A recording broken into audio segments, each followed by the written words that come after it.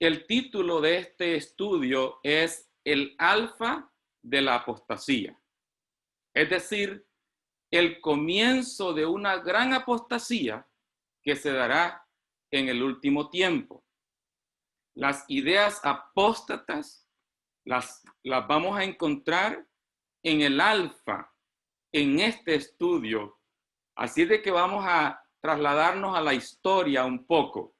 Pero antes que vayamos a la historia, veamos algunos principios fundamentales de la personalidad y de la personalidad de Dios. Por ejemplo, principios fundamentales que necesitamos nosotros comprender con respecto a Dios es, primero, que Dios es trascendente. Dios es trascendente. Es decir, que Dios está fuera de su creación. Dios no está dentro de la creación. Dios está fuera de su creación. Por lo tanto, puntos que vamos a mirar en este estudio de mucha importancia son: Dios es un ser personal. Es decir, Dios es una persona. No es una esencia, es una persona. Otro punto importante es que el cielo es un lugar literal. El cielo es un lugar literal. Es decir, donde Dios habita es un lugar literal. ¿Okay? Tercero, el santuario, que es la casa de Dios, es la habitación de Dios, es real. Es decir, existe un santuario en el cielo que es real, donde Dios habita, que es la casa, la morada del Altísimo. Cuarto punto que necesitamos mirar es que la naturaleza, es decir, la creación, el universo, nos habla del Creador. La naturaleza, el universo, no son Dios, son criatura de Dios, creados por Dios, incluyendo al hombre. Estos puntos son de suma importancia para que nosotros comprendamos el tema de esta tarde. Primero, ¿qué significa trascender? ¿Qué significa el hecho de que Dios trasciende? Leamos lo que dice acá el diccionario Real Academia Española. Dice así: trascendente es que está más allá de los límites de cualquier conocimiento posible. Es decir, trascender significa estar más allá de los límites de la creación. Estar más allá de los límites de algo, del tiempo, por ejemplo. Dios trasciende el tiempo. Dios no está dentro de un tiempo. Dios no está encapsulado dentro de un tiempo. Dios trasciende, está fuera de la naturaleza, está fuera de su creación, está fuera del tiempo. Es importante comprender eso. Veamos algunos textos en la palabra de Dios. Por ejemplo, la Biblia nos dice, el Señor Jesús dijo estas palabras en el libro de Mateo, en el capítulo 6, verso 6. Mas tú, cuando ores, entra en tu alcoba y cerrada la puerta,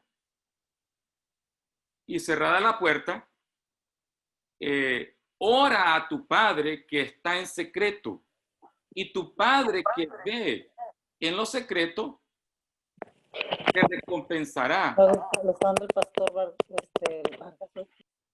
en público. Vean ustedes, dice, tú, cerrada la puerta, ora a tu Padre que está en secreto. Es decir, nosotros oramos a una persona, no podemos orar a alguien que no nos escucha, que no es una persona. ¿Entiendes? Es importante comprender eso, que Dios es una persona y escucha. Y el Señor Jesús dijo esto. Vean, 2 puntos importantes. Vosotros pues, cuando oréis, oráis así. Padre nuestro, es decir, Dios es una persona, se identifica como tu Padre, que estás en el cielo. 2 puntos importantes. Dios es una persona y Dios está en un lugar específico.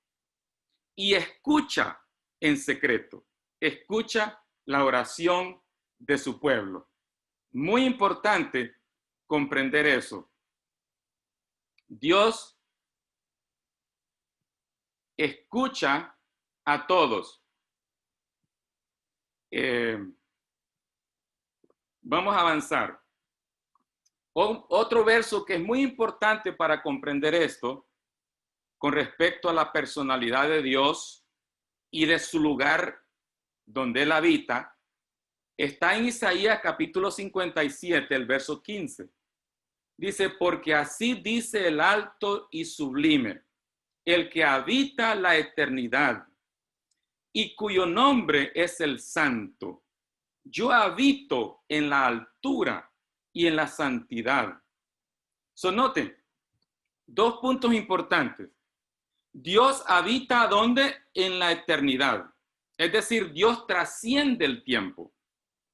Dios no está dentro del tiempo limitado. Dice, Él habita en la eternidad, donde no hay un tiempo limitado. Está fuera de la creación, que es el tiempo, y el resto de la creación que está dentro del tiempo.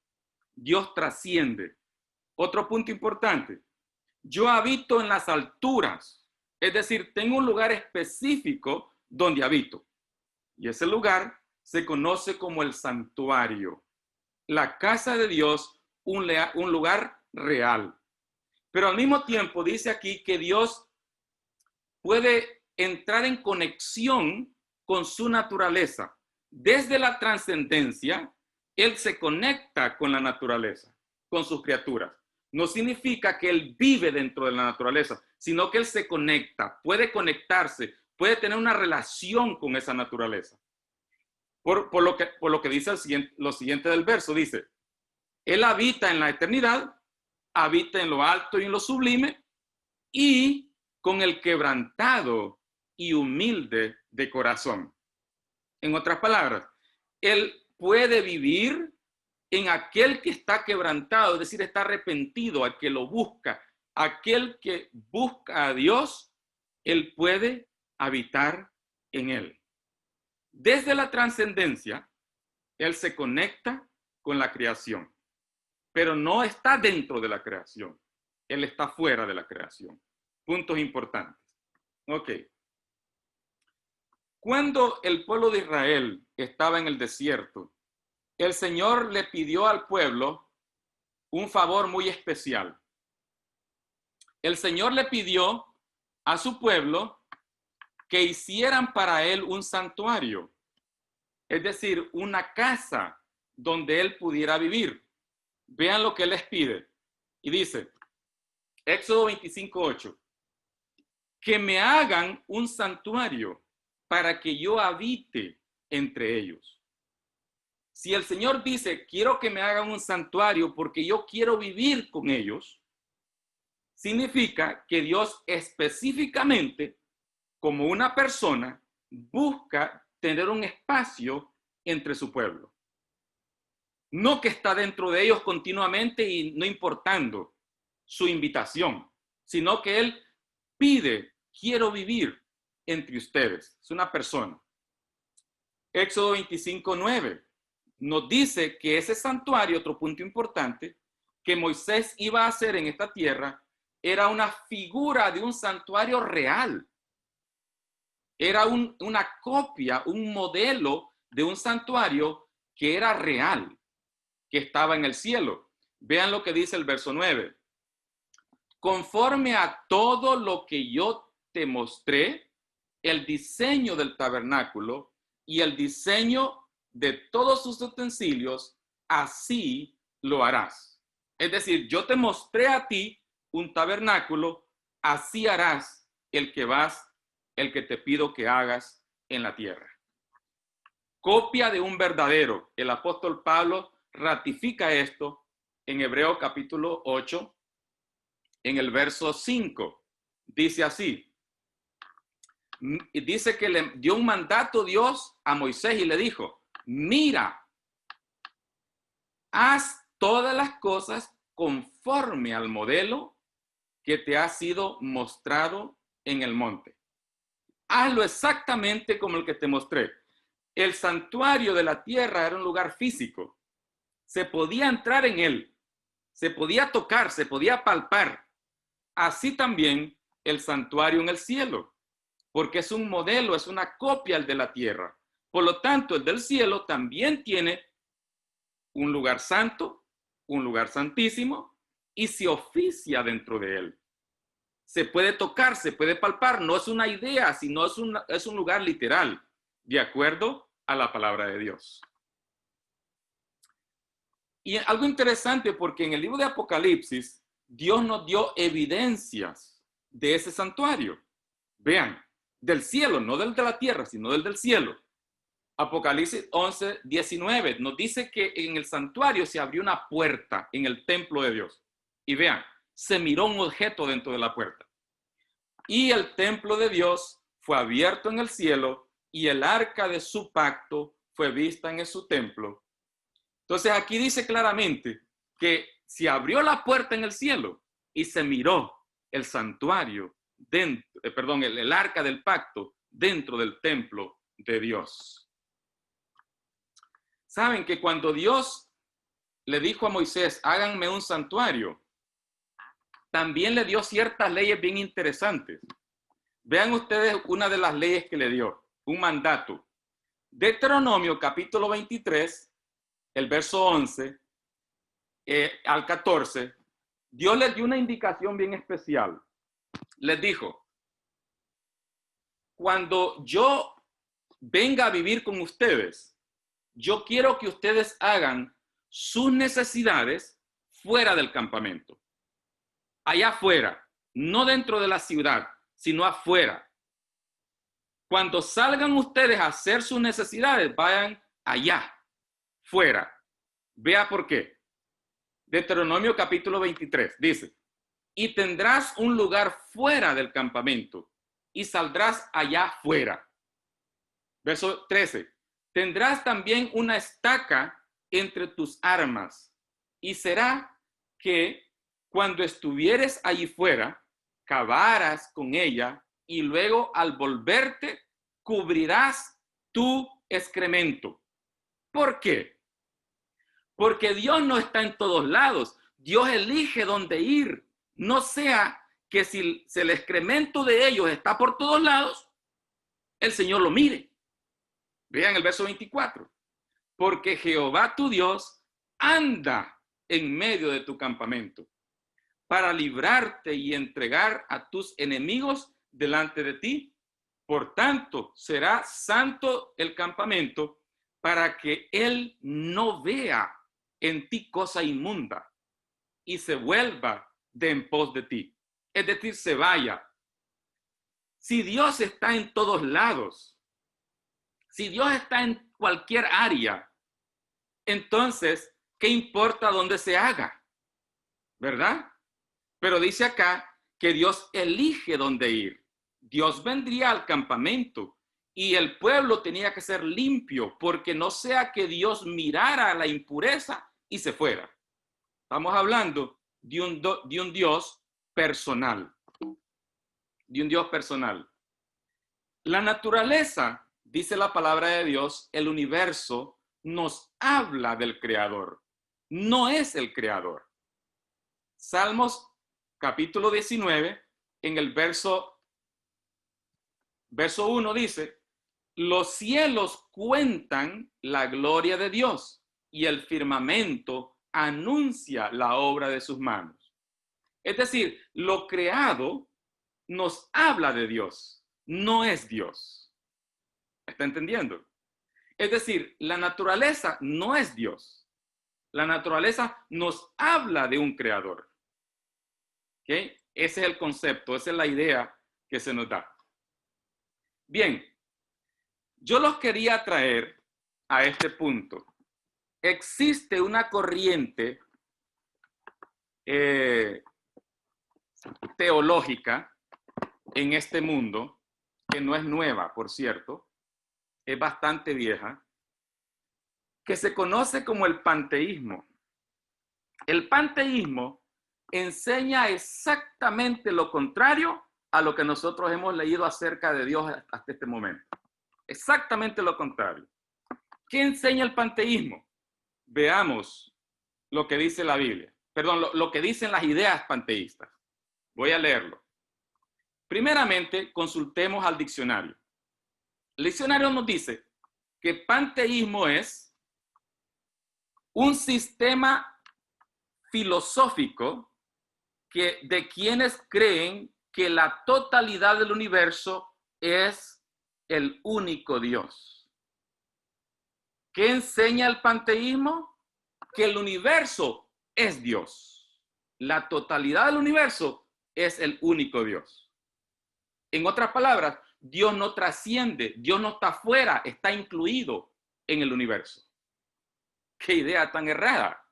Ya miramos en la palabra de Dios que eso es equivocado. Sigamos viendo. Panteísmo. Esto, por cierto, este libro lo van a mirar, yo no lo voy a citar, no lo voy a mencionar, voy a citarlo, pues no voy a mencionar. Seguido, ustedes cuando lo vean, es la biografía de la vida de la hermana White.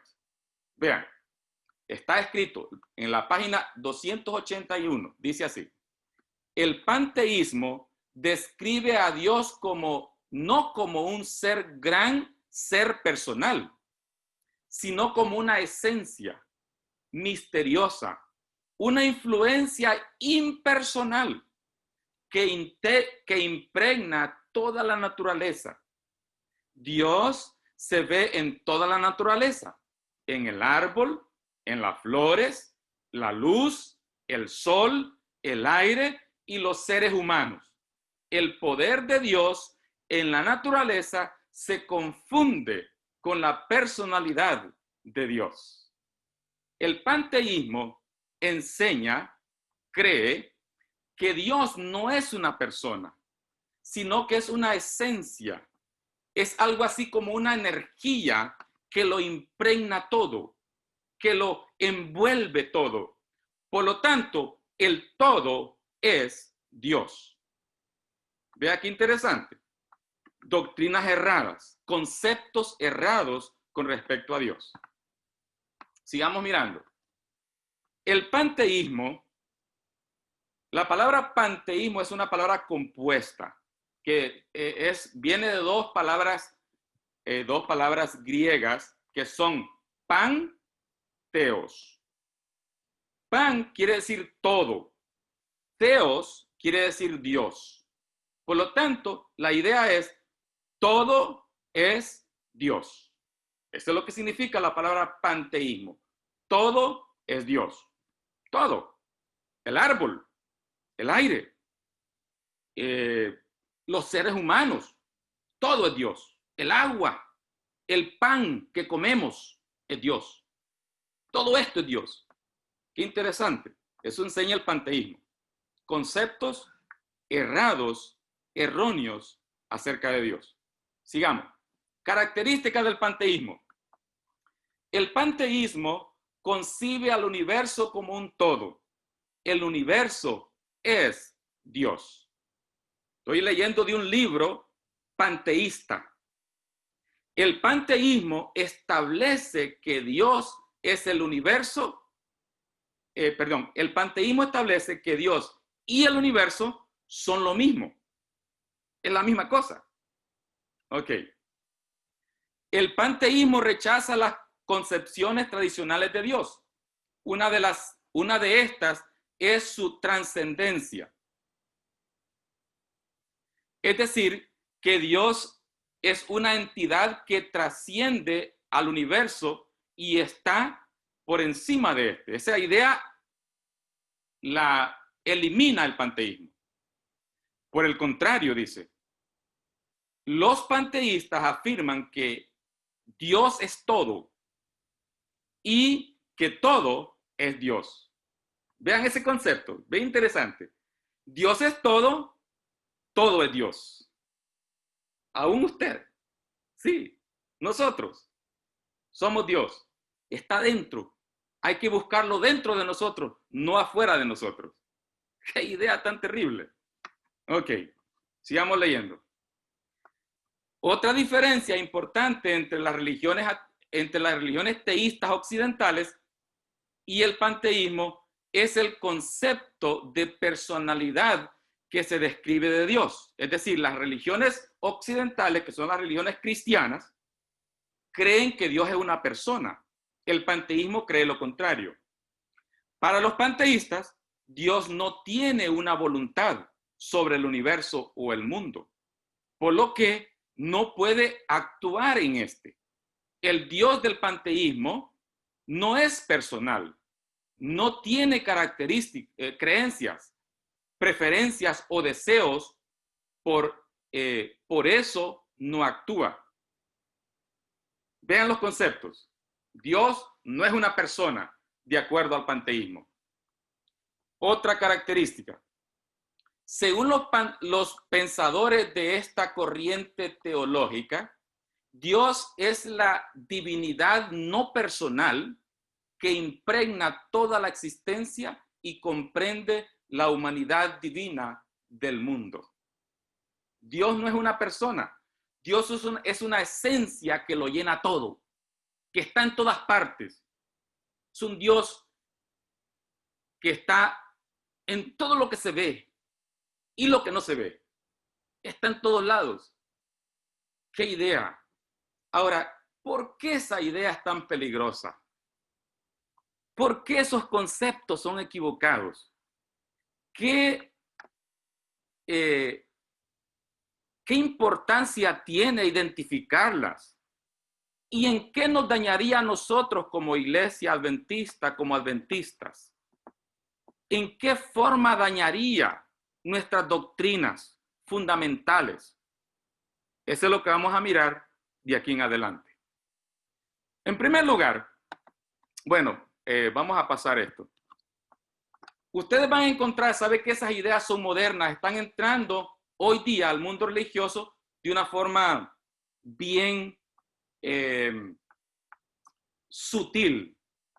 Por cierto, el panteísmo se origina entre las religiones paganas, como el budismo, el hinduismo, las diferentes religiones paganas del Medio Oriente y del Oriente. Esas religiones paganas se han introducido en el cristianismo moderno a través de lo que ahora se conoce como la nueva era. Y ustedes van a encontrar en la nueva era cuadros como este que están mirando en pantalla y ideas como esas. Son panteístas. La idea que está en presente de ustedes dice en inglés, nature is my religion. Lo traduzco, la naturaleza es mi religión. The earth is my temple. La tierra es mi templo. Vean, ideas panteístas, ¿okay? Y ustedes las van a mirar bien frecuentes, no solamente en los cuadros, en las imágenes, pero también en la música que hoy día se toca, incluyendo en las reuniones de culto de los movimientos adventistas, incluyendo en el movimiento adventista, no exceptuando el movimiento de reforma. Sigamos. Ustedes van a encontrar imágenes bien seguidas como estas. Ideas panteístas. Usted dirá, pero ¿qué de malo tiene eso? Es la naturaleza. Sí, es la naturaleza. Sí. Solo que esa naturaleza envuelve a Dios. En el árbol, en los astros, en la atmósfera, en la tierra, en el aire, en el agua, allí está Dios. Por lo tanto, requiere suma reverencia y adoración. Ok. Cuadros como este. La energía que envuelve no solamente en el árbol, en el aire, en el agua, pero aún dentro del hombre. Hay una energía que es la energía o la vida de Dios. Conceptos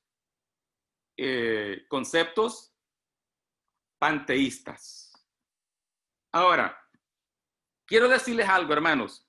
¿Podría usted pensar que esta idea pagana, que estas ideas paganas, que estas ideas panteístas pudieran un día ser introducidas en la iglesia, en el remanente pueblo de Dios de hoy día? ¿Usted cree que podría ser? Déjeme darle una noticia. Esta idea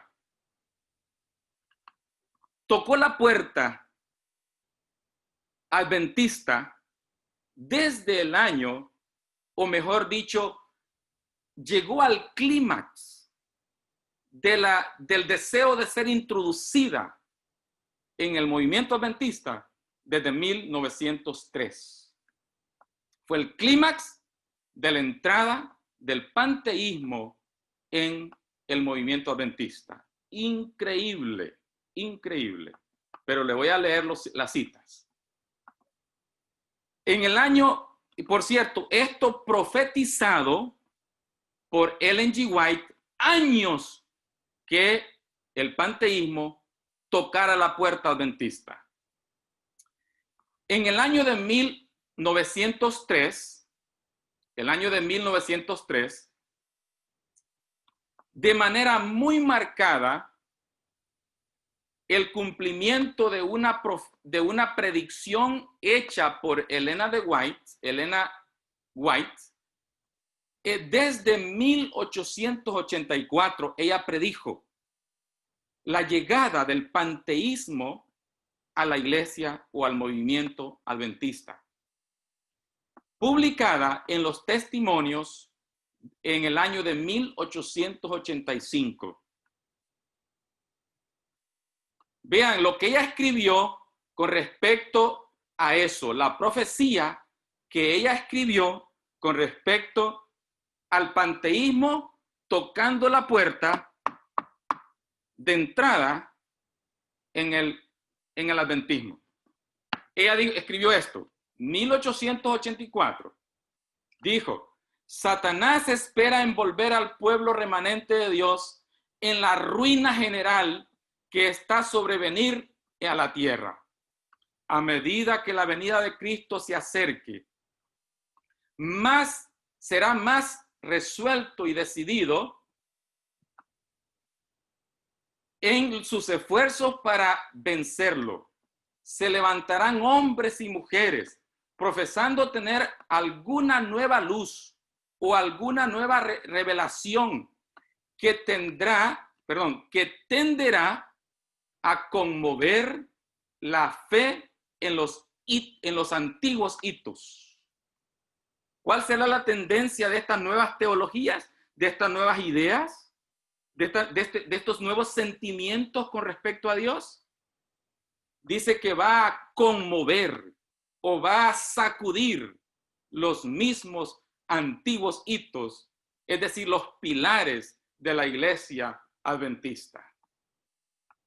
¿Ok? En 1881, a la hermana White se le sugirieron estas ideas. Desde 1881. Vino un individuo a su casa y le dijo: hermana White, tengo una luz especial que se me ha revelado, una nueva luz. La hermana White se sentó a escuchar a este personaje. Ustedes van a ver quién fue. Desde antes de 1881, por cierto, 1881 fue el año de la muerte del esposo de la hermana White. Vean lo que ella escribió. Dice así: este tema se ha mantenido ante mí durante los últimos 20 años. Sí, durante más de 20 años, antes de la muerte de mi esposo, el doctor Kellogg vino a mi habitación para decirme que tenía mucha luz. Se sentó y me dijo qué era. Le dije, esas teorías están equivocadas.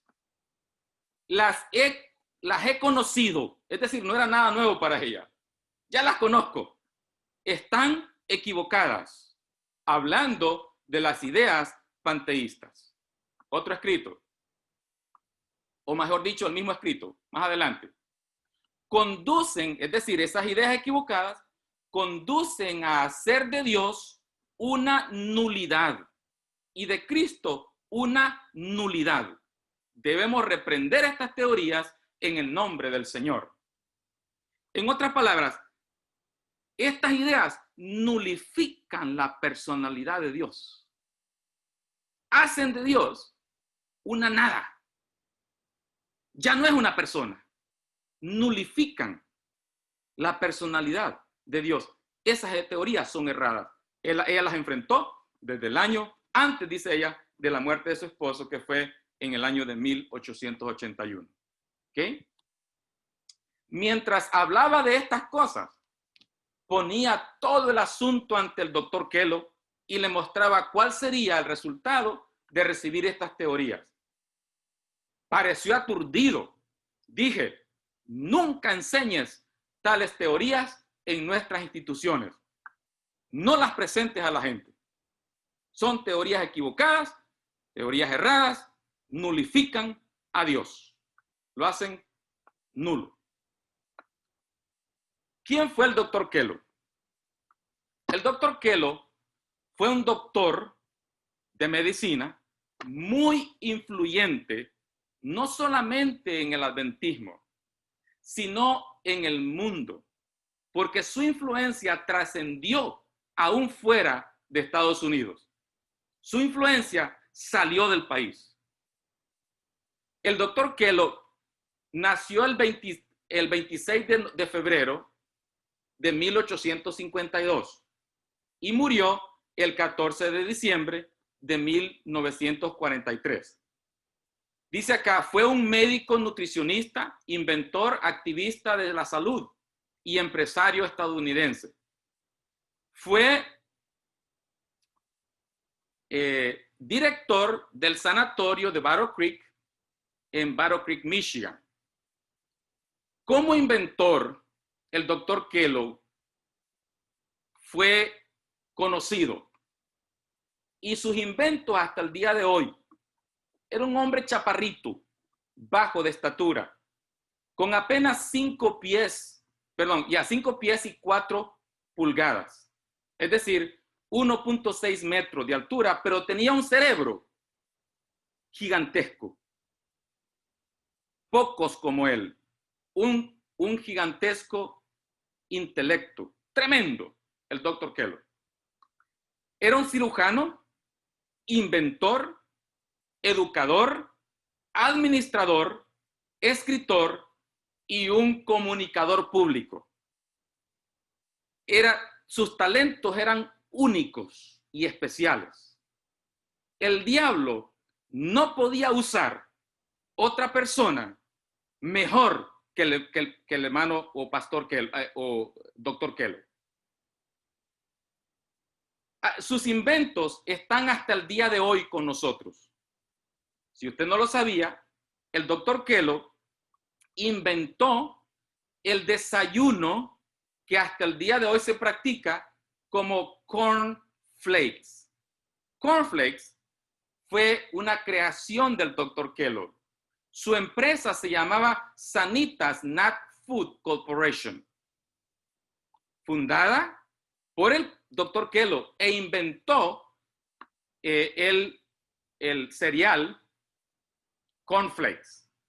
Esta es una imagen, esta de la izquierda en su pantalla, es una imagen de la publicación, cuando se publicaba este alimento. se llamaba Toasted Corn Flakes. ¿Ok? Y el cuadro de medio nos habla que el doctor Kellogg también inventó lo que nosotros ahora disfrutamos, que se llama carne vegetariana. Él inventó una sustitución de la carne animal e inventó una carne vegetariana hecha de nueces. ¿Okay? Inventor en el área de la medicina, en el área de los alimentos, en muchas áreas, el doctor Kellogg fue un inventor tremendo. Ideas panteístas del doctor Kellogg. Estos son sus escritos. Vea. Escuche lo que escribió el doctor Kellogg y va usted a escuchar y me va a decir si suena como lo que ya escuchamos del panteísmo. Escuche. La gravitación actual instantáneamente en todo el universo, la gravitación actúa instantáneamente en todo el espacio. Por esta misteriosa fuerza de gravitación, todo el universo se mantiene unido en un vínculo de unidad. Tenemos aquí la evidencia de una presencia universal, una presencia inteligente, una presencia omnisciente, una presencia todopoderosa. ¿Qué es lo que tenemos en el universo? Una presencia inteligente, todopoderosa, omnisciente. Una presencia con cuya ayuda cada átomo del universo se mantiene en contacto con todos los demás átomos. Esta fuerza que mantiene todas las cosas juntas, que está presente en todas partes, que emociona a todo el universo, que actúa instantáneamente a través del espacio ilimitado, no puede ser otra cosa que Dios mismo. ¿Cuál es esa presencia que está en el universo en todas partes? Dios mismo. Qué maravilloso pensamiento, dice, que este mismo Dios esté en nosotros y en todo. Ideas panteístas en el seno de la iglesia. Sigue escribiendo. Qué pensamiento tan maravilloso que esté Dios todopoderoso que mantiene todo el universo en orden, esté en nosotros. Qué asombroso que este Dios todopoderoso, omnipotente y omnisciente se convierta en un siervo del hombre. ¡Wow! ¿Qué es el Dios todopoderoso? Un siervo del hombre. ¿Por qué? Porque nosotros somos servidos por la naturaleza. La naturaleza nos sirve a nosotros. Usted usa un árbol, le sirve. Usted usa un animal, le sirve. Usted usa la comida, le sirve. Por lo tanto, si el árbol, el animal y la comida son Dios, Dios se vuelve un siervo del hombre. Esa es la idea. Vean, eso es lo que está diciendo. Qué maravilloso pensamiento. Que el Dios omnipotente se convierte en un siervo del hombre, dándole al hombre libre albedrío, poder para dirigir la energía dentro de su cuerpo. Dentro de él está Dios. Esa energía que todo lo puede, está dentro del hombre. Dice, nunca comemos nada bueno, pero estamos probando a Dios. Es decir, aún las cosas que no son buenas, estamos ¿qué? Probando. Y en inglés dice tasting God. Estamos gustando, al comer estamos gustando a Dios. Es algo sagrado comer, dice. Esto surge del hecho de que Dios está en todo. Dios lo es todo.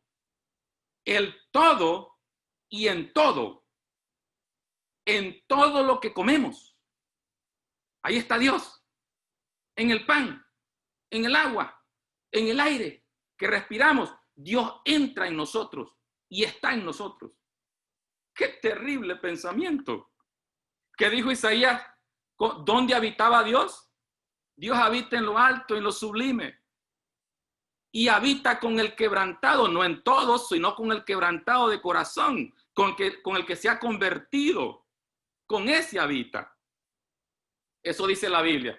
Doctor Kello dice no. Luego dice, Dios está en la comida, en el agua, en el aire. ¡Qué tremendo! ¡Qué error tan fatal y peligroso! Vean. Él escribió esto en un libro especial que lo vamos a mencionar más adelantito. Esto se encuentra en ese libro famoso del Dr. Kellogg. Él dijo esto, para dar un ejemplo de en qué forma se encontraba Dios en las cosas. En el árbol, en el aire, en la naturaleza, incluyendo en el hombre. Puso este ejemplo. Supongamos, dijo, que ahora tenemos una bota delante de nosotros. Es una bota, un zapato, una bota. No una bota ordinaria, es decir, no una bota común, sino una bota viviente. Es una bota que tiene vida. Y cuando la miramos, vemos pequeñas botas apiñándose a las costuras y empujando hacia afuera en los dedos, cayendo en los talones y saltando. Botitas, pequeñas botas saliendo de una bota viviente, saltando por todos lados. Dice, en lo más alto, pujantes, cientos, miles de botas, un enjambre de botas saliendo continuamente de nuestra bota viviente. Pequeñas botitas saliendo de la bota. Es decir, zapatos saliendo de otro zapato, brincando con vida. Es un ejemplo que está poniendo. Luego dice, él quiere que entendamos un concepto. Luego dice, miles de botas, un enjambre de botas saliendo de la bota viviente. No nos veríamos obligados a decir, hay un zapatero en la bota. Es decir, si vemos botas saliendo de otra bota, tendríamos que concluir que dentro de la bota hay un zapatero, alguien que hace botas. Ahora dice, de modo que hay en el árbol un poder que lo crea y lo mantiene. Un poder que lo crea y lo mantiene en el árbol. Es decir, dentro del árbol, la razón por que el árbol produce a otro árbol. ¿Por qué? Porque dentro del árbol hay un artista o un creador de árboles dentro del árbol. Por lo tanto, Dios está dentro del árbol, creando más árboles. Y lo mismo en todas las cosas. ¡Qué terrible! La influencia del Dr. Kellogg era muy grande. Era muy grande, porque era admirado por todos. Era un científico.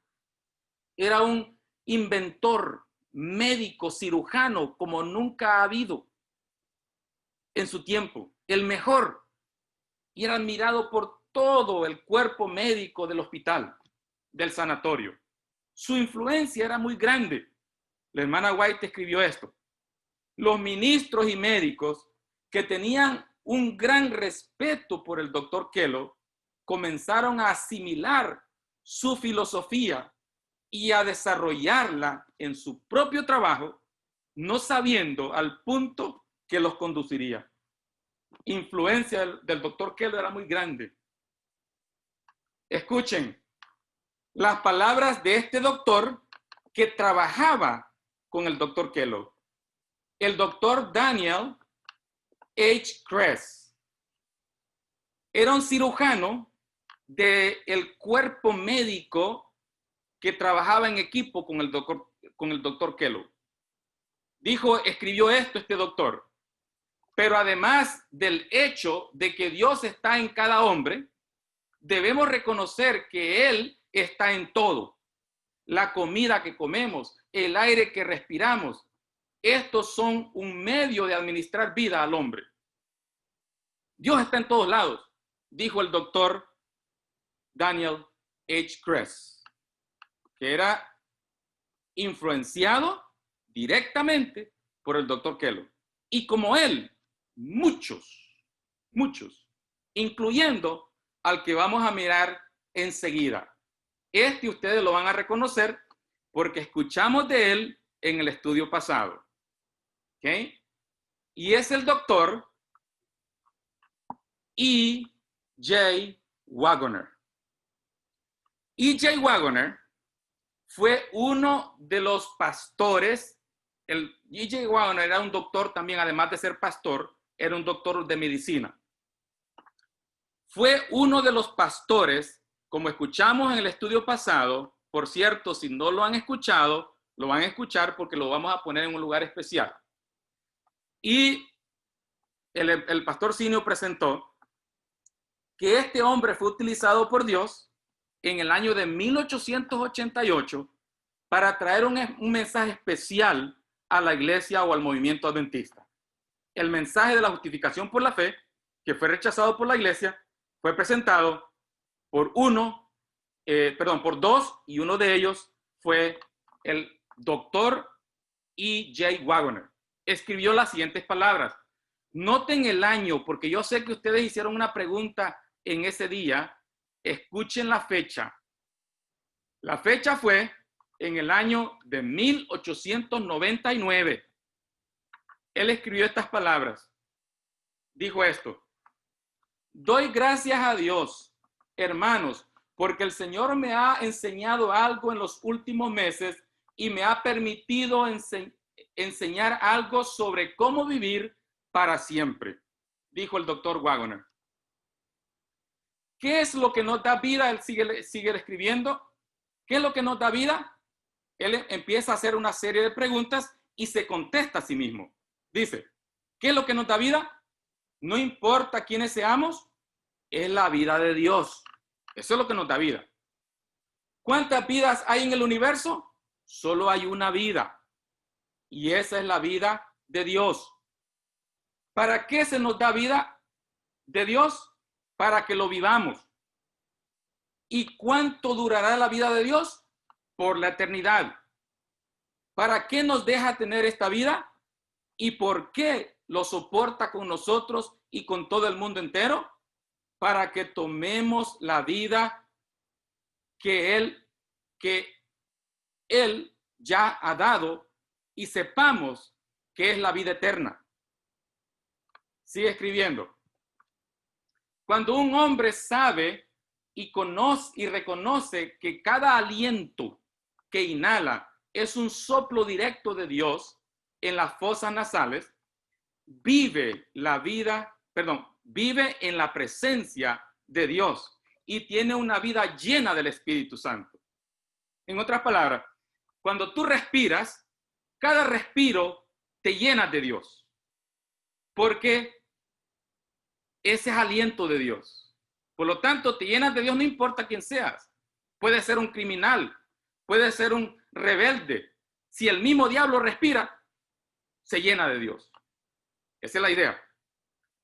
Deje que el hombre respire por fe y lo hará. Lleno del Espíritu de Dios. Esté lleno del Espíritu de Dios. En otras palabras, al respirar automáticamente tú te llenas de Dios. Ideas del doctor Kellogg. Continuamente respiramos gérmenes.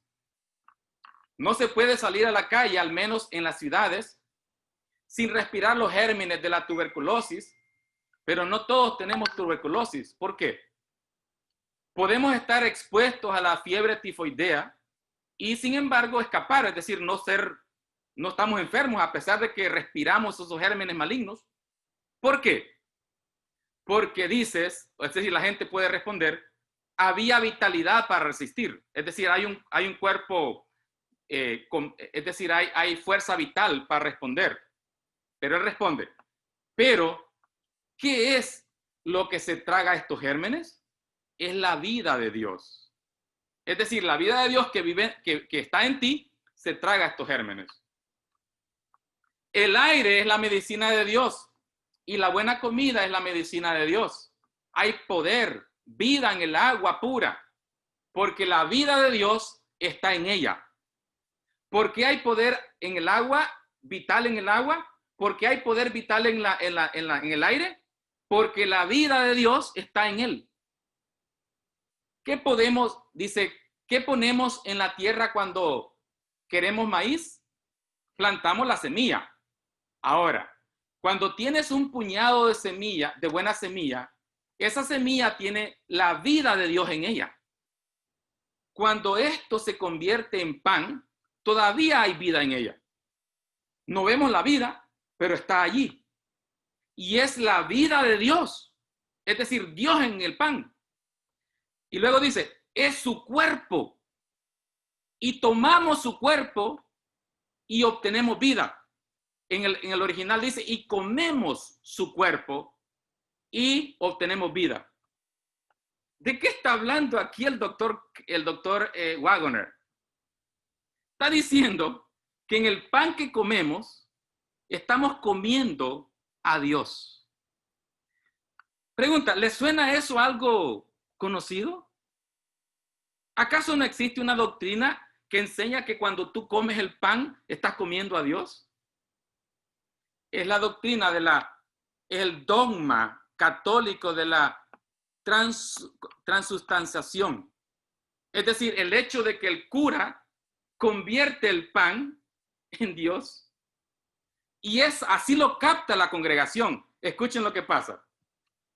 Alguien de la audiencia preguntó, ¿está la vida de Dios en el pan? Él respondió, sí, respondió el doctor Waggoner. Cuando le preguntan, ¿la vida de Dios está en el pan? Él dijo, sí, está en el pan. El interlocutor preguntó además, ¿cuál es la diferencia entonces entre esto y la posición adoptada por el sacerdote católico? A esto, Waggoner dio una respuesta bastante tortuosa. Tortuosa quiere decir una respuesta esquiva. No respondió la pregunta, se fue por los lados. No era la idea del doctor Waggoner. Más tarde, en una intervención del doctor Kellogg, él explica lo que quiso decir el doctor Waggoner. Vean, el doctor Kellogg, al dar un informe unos 2 días después sobre el diseño de los sanatorios, reiteró estos conceptos. Como el doctor Waggoner les dijo el otro día, nunca comemos nada bueno, pero estamos gustando a Dios. Es algo sagrado comer. Esto surge del hecho de que Dios está en todo. En otras palabras, cuando tú comes, estás comiendo el pan que es el cuerpo de Cristo, el cuerpo de Dios. Lo estás comiendo porque Dios está en el pan. Ideas panteístas. Dios en su misericordia levantó al comienzo de la obra adventista una institución que Dios deseaba que fuera una fuente del conocimiento del mensaje verdadero para este tiempo, del primero, segundo y tercer mensaje angélico. Esta institución se conoció como una institución de salud, conocido como el Sanatorio de Battle Creek, donde el doctor Kellogg era el director del sanatorio. Y el doctor Kellogg enseñaba todas estas doctrinas, estas ideas panteístas a todos los enfermos, a todos el personal médico. Todos escuchaban estas ideas panteístas. Y en vez de ser un centro de distribución del mensaje de Dios, se convirtió en un centro de distribución de las ideas panteístas del doctor Kellogg. Ese centro de medicina era un centro muy importante, uno de los más modernos de aquel entonces. En ese centro se trató gente muy importante. Por ejemplo, en ese centro de salud, estuvo allí este hombre que se conoce famoso, John D. Rockefeller. John D. Rockefeller, para que tengan ustedes una idea, era el dueño del 90% del petróleo que se extraía de la tierra. Es decir, que se manejaba en aquel entonces. Negociante. Se trató en este hospital. Era el hombre más rico de aquel entonces. También estuvo allí J.C. Penney. J.C. Penney es el comerciante y el fundador de la cadena de ropa que ahora conocemos como J.C. Penney. Estuvo ahí, era un hombre cristiano. Estuvo en ese centro. Estuvo allí William Harvard Taft. Si ustedes saben quién era era el presidente de los Estados Unidos en los años 1909 a 1913. El presidente William Howard Taft estuvo tratándose en ese hospital, en ese sanatorio. Gente muy importante en esa lista. Ok, por cierto, fue el presidente que estuvo justamente antes de la Primera Guerra Mundial. Él entregó el poder, el gobierno, en el año de 1913 y entra el presidente Woodrow Wilson, que fue el que pasó o el que estuvo en el poder durante el tiempo de la Primera Guerra Mundial. El sanatorio, que se había convertido en una fuente de mal, una fuente para el panteísmo, en el año de 1902 se incendió y se quemó en un espacio de 2 horas, consumido en 2 horas. Por cierto, esas son imágenes originales. Dice este escrito: martes 18 de febrero de 1902, a las 4 de la mañana. Era una noche de invierno con nieve bastante profunda en el suelo. El sanatorio había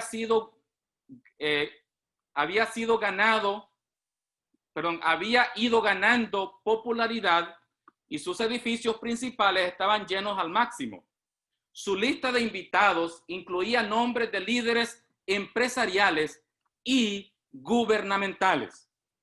A las 4 de la mañana de ese martes, solo un personal reducido estaba de servicio cuando se produjo el incendio en el sótano del edificio principal del sanatorio, justo debajo del edificio, de las salas de tratamiento.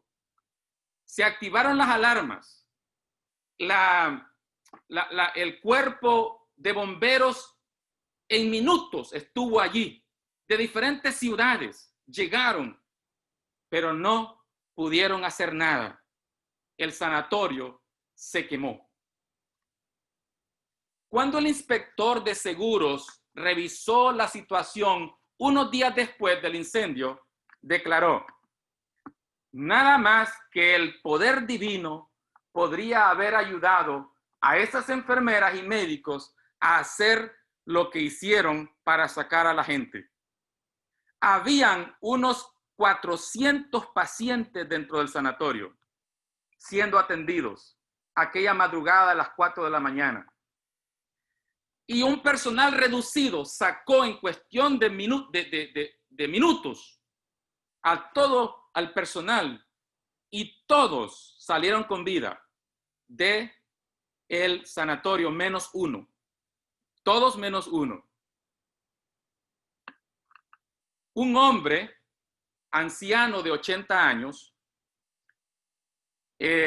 un paciente excéntrico de 80 años que sin confiar en los bancos, llevaba su bolsa de dinero porque no confiaba en los bancos, llevaba hasta $5,000 en aquel entonces, $5,000 en una bolsa. Lo sacaron las enfermeras a él, a su esposa y a su hija y lo llevaron fuera a un lugar a salvo, pero pronto después desapareció. Se cree que él entró porque olvidó su cartera llena de dinero y nunca salió. Fue el único que se quemó en aquella tragedia.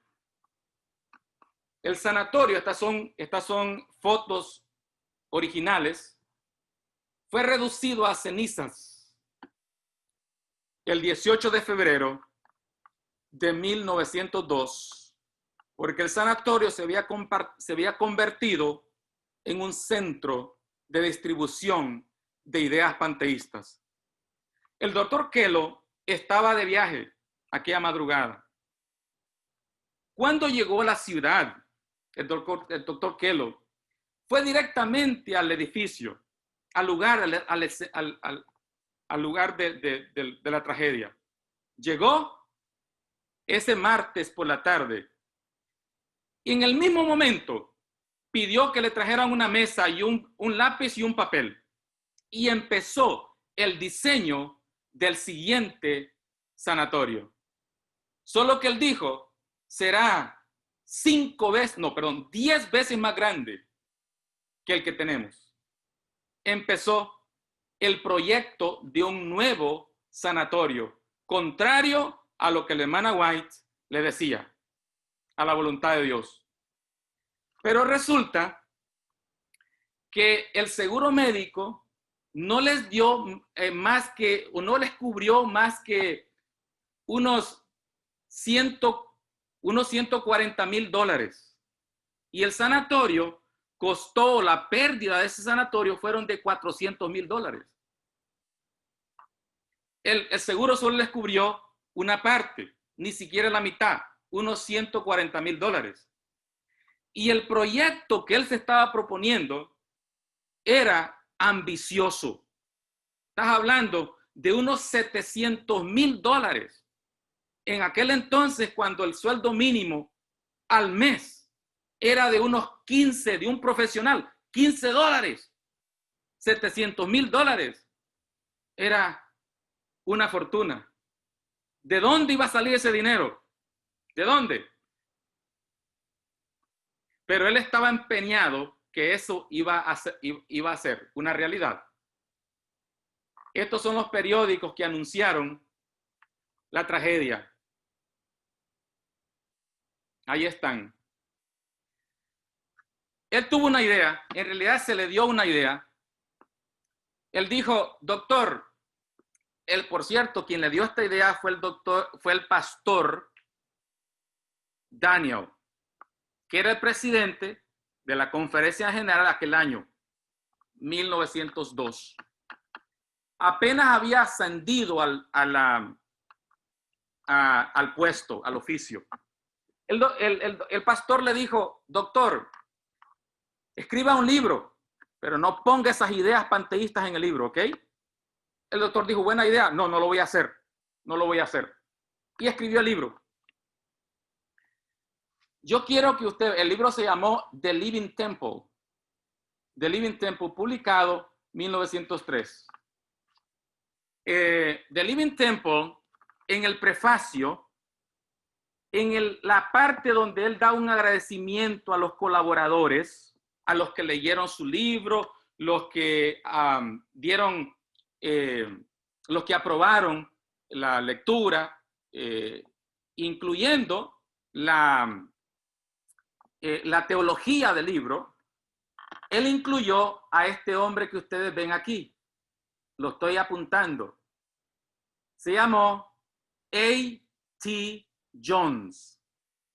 Este es el otro pastor que fue utilizado por Dios para dar el mensaje a la iglesia o al movimiento adventista en 1888. Ya estaba involucrado para el año 1902, juntamente con el doctor Waggoner, involucrados, imbuidos, contagiados por esta doctrina panteísta. Ellen G. White escribió esto acerca de este libro. Debemos unificarnos, pero no sobre una plataforma de error. Lo que se ha dicho de los testimonios con respecto a Living Temple, el libro, y sus sentimientos engañosos, ¿eh? ¿Qué tenía el libro? Sentimientos engañosos. No está exagerado. Algunas de sus teorías son engañosas y su influencia será cerrar las mentes de quienes la reciban, cerrar la mente de quienes la reciban contra la verdad para este tiempo. Los hombres pueden explicar con respecto a esas teorías, sin embargo, son contrarias a la verdad. Las escrituras se tuercen, es decir, utilizaban las escrituras pero eran torcidas y se aplican mal. Se sacan de su contexto y se les da una aplicación errónea. Así son engañados aquellos que no tienen experiencia y vital personal en las verdades que nos hacen como pueblo lo que somos. Hablando del libro Living Temple, la hermana White dijo, es errado. Tiene teorías erróneas con respecto a Dios. Se me ha instruido que hable con claridad. Hazle frente, le dijo Dios a la hermana White. Hazle frente. Es el mensaje que se me ha dado. Hazle frente firmemente y sin demora.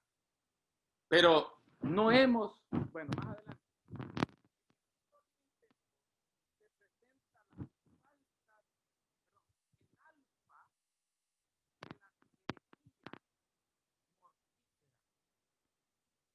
¿Qué se presenta en el libro? El alfa de herejías mortíferas. Y si hay un alfa, hay también una omega. ¿Cuándo se dará? ¿Dónde está el alfa? Están en las doctrinas o en las teorías o en las ideas panteístas traídas por el doctor Kellogg. Estaban en el libro. Como pueblo, hemos de mantenernos firmes en la plataforma de la verdad eterna que ha resistido la prueba del examen. Hemos de aferrarnos a las seguras columnas de nuestra fe, porque ese libro amenazaba con sus ideas panteístas la mera columna del pueblo adventista. Los principios de la verdad que nos ha revelado Dios son nuestro único fundamento verdadero. El enemigo se esfuerza constantemente por sacar estas verdades de su marco y poner en su lugar teorías espurias. He sido instruida por el mensajero celestial de parte del razonamiento del Living Temple es malsano y que ese razonamiento descarriaría la mente de aquellos que no están plenamente establecidos sobre los principios fundamentales de la verdad presente. Introduce aquello que no es nada sino especulación. ¿En cuanto a qué? A la personalidad de Dios y de dónde está su presencia. ¿Cuál es el problema? El panteísmo deshace la personalidad de Dios, nulifica a Dios como persona y también deshace el lugar físico de habitación de Dios. Por lo tanto, no hay un santuario, y si no hay un santuario, pues no hay juicio investigador, y si no hay juicio investigador, pues ¿qué fue lo que pasó en 1844 entonces? Nada, no pasó nada, porque Dios no está en ningún lugar, es decir, no está en ningún lugar específico, está en todo. No tiene una persona, no tiene un lugar donde vivir, no existe santuario celestial, destruye las columnas del movimiento adventista, ideas panteístas. Este es el peligro del alfa, y la omega será más terrible todavía, dijo la hermana White. Veamos. Se presentan esos textos de tal forma que el error parece verdad. Teorías erróneas se presentan de una manera tan agradable que a menos que se tenga cuidado, muchos serán descarriados. Me ha sido mostrado que el autor de este libro está en un sendero falso. Ha perdido de vista las verdades características para este tiempo. No sabe hacia dónde tiende sus pasos. La conferencia general, en vista de estas advertencias de la hermana White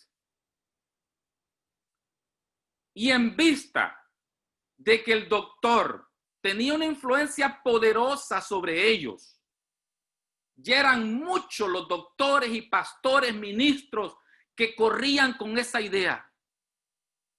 En vista de esta poderosa influencia, formó un comité de 4 personas para investigar este libro, para leerlo.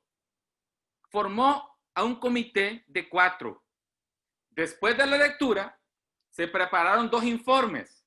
Este comité presentó 2 informes. Del comité de 4 presentó 2 informes. Se presentaron 2 informes. Un informe de la mayoría y un informe de la minoría, obviamente. En 4, ¿cuánto sería la mayoría?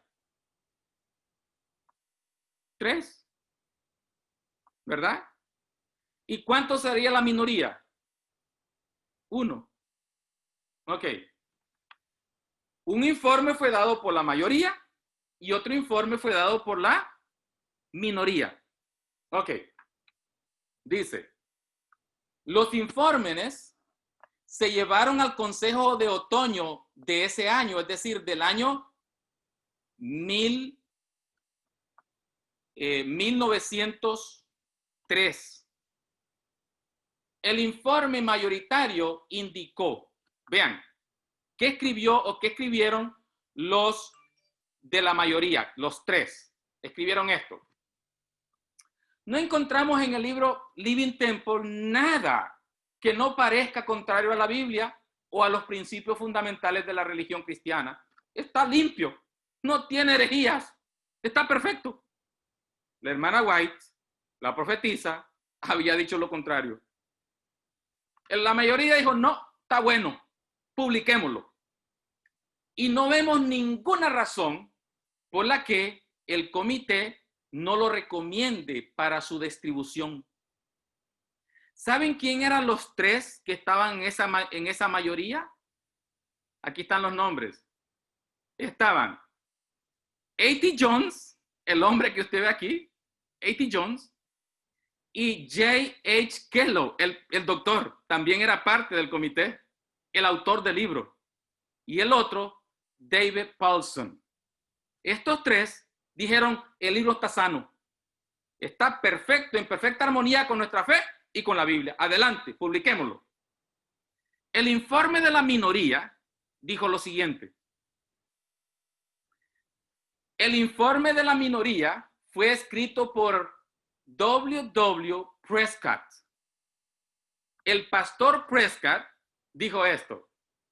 Me veo obligado a decir que considero que el asunto, fuera de las partes del libro que tratan de la fisiología y la higiene, conducen a un daño más que a un bien. Fuera de lo que dice con respecto a la fisiología, a la higiene, el libro conduce a hacer daño en vez de un bien.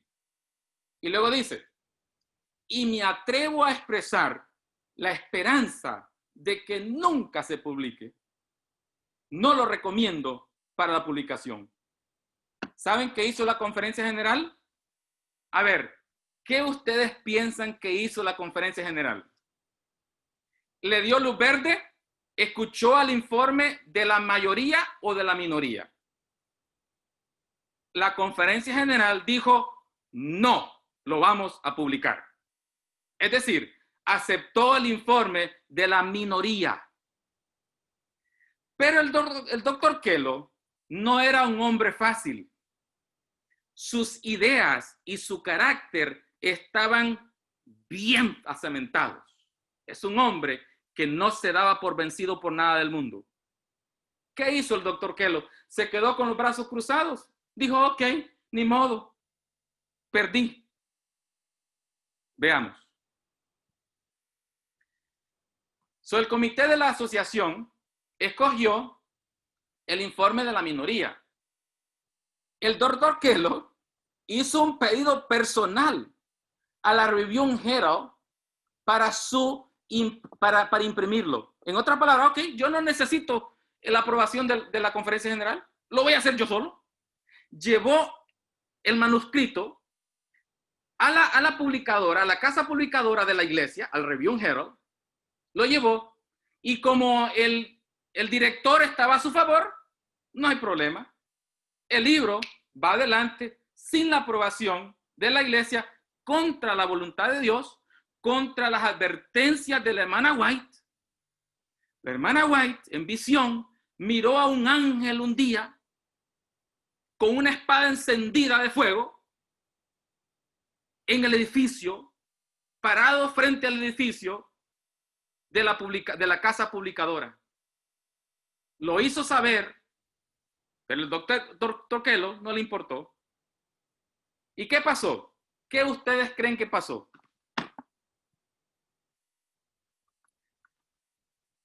El martes 30 de diciembre del 2002, la casa publicadora se encendió en fuego. Una tranquila tarde de invierno en Battle Creek, no había nieve en el suelo. La mayoría de los 300 empleados de la editorial Review Herald habían dejado sus máquinas y oficinas editoriales por el día, se habían ido, y había regresado un grupo pequeño de trabajadores que trabajaban durante la noche. Cuando a las 7 de la noche, a la hora del culto, las campanas sonaron anunciando que era la hora del culto. El sanatorio se enciende en fuego. Apenas dio tiempo para que los pocos trabajadores que estaban salieran, evacuaran el edificio. Y en cuestión de 2 horas, la casa publicadora, que era una de las casas publicadoras más importantes y el equipo más moderno que existía en aquel entonces, fue reducida en 2 horas a las cenizas. El jefe de los bomberos dijo estas palabras, un señor de apellido Weeks, no cristiano. Él había atendido el fuego del sanatorio, que no había podido hacer nada. Dijo estas palabras. Dice, el jefe de bomberos, Weeks, que había dirigido la lucha contra varios incendios grandes en Battle Creek, declararía más tarde que había combatido todos los incendios adventistas y que su puntuación era 0. Es decir, no he rescatado ni una, las he perdido todas. Y luego expresó, hay algo extraño acerca de sus fuegos adventistas, con el agua vertida actuando como si fuera gasolina. ¡Qué raro! No he podido apagar uno solo. El jefe de los bomberos. ¿Por qué? Cuando le echaba agua, era como si era gasolina, más se encendía. Eso pasó con las 2 instituciones más grandes establecidas por Dios para llevar el evangelio, para llevar el mensaje del triple mensaje angélico al mundo, por la desobediencia del pueblo de Dios con respecto a estas teorías fantásticas. La planta editorial Review Herald se había convertido en una de las editoriales más grandes y mejor equipadas del estado de Michigan. Ahora era solo un montón de escombros.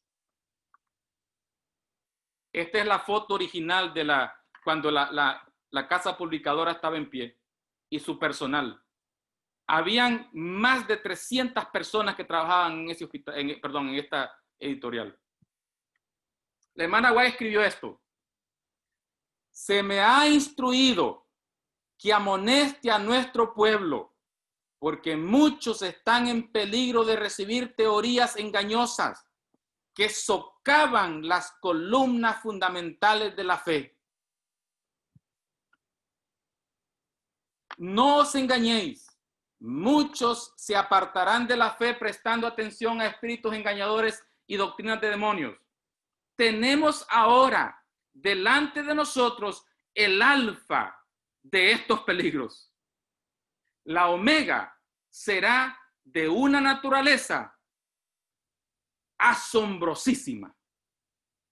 En otras palabras, hermanos, a ti y a mí nos tocará vivir en el tiempo de la omega, de la apostasía.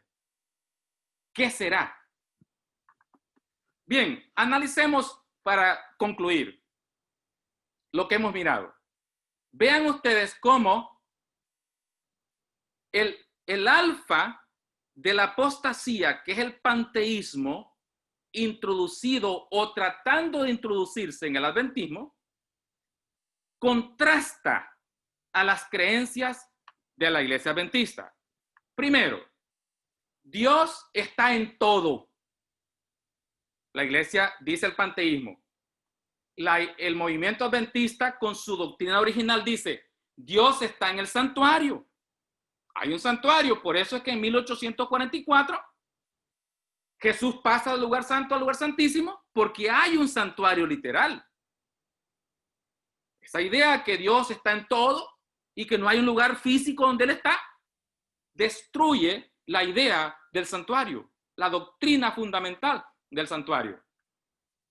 Dice la alfa de la apostasía, Dios no es una, perdón, Dios, la palabra no es equivocada. Dios es una esencia. Es decir, Dios no es una persona, es una esencia.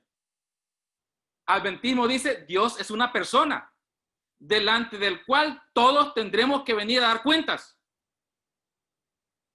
Delante del cual se encuentra Cristo intercediendo por nosotros.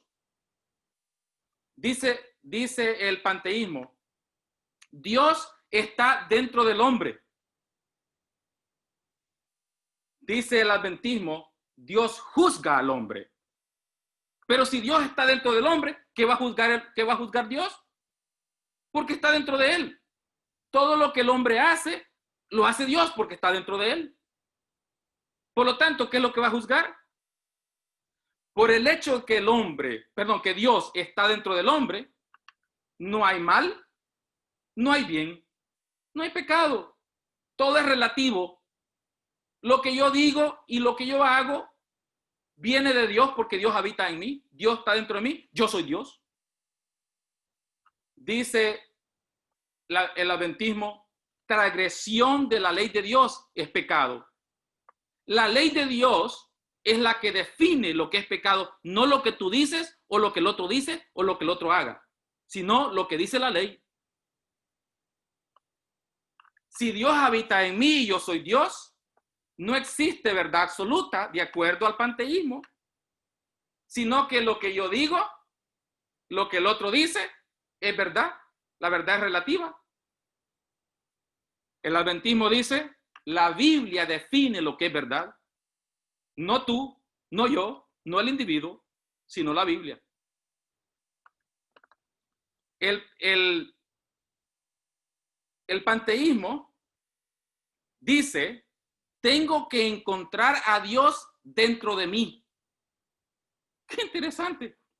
Es decir, yo busco a Dios, pero no tengo que buscarlo fuera de mí, tengo que buscarlo dentro de mí. ¿Saben la idea de la oración contemplativa. Yo quiero que ustedes investiguen, yo sé que eso viene en el alfa, va a venir. Yo quiero que investiguen qué es la oración contemplativa. La oración contemplativa consiste en centrarse en un punto en el interior del hombre que es Dios. Es decir, Dios está dentro de mí, pero la idea adventista es oramos a Dios que está en el cielo, no dentro de mí. De esta forma, el panteísmo destruye los pilares de nuestra iglesia, de lo que hemos creído.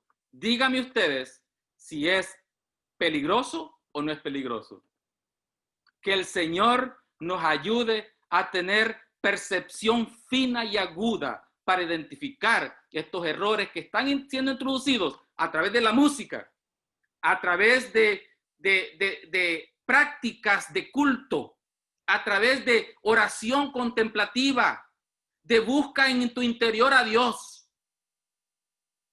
Cuidado, que el Señor nos dé percepción fina, espiritual, para hacerle frente a estas ideas erróneas. Ese es mi deseo y oración. Que el Señor nos bendiga. Amén.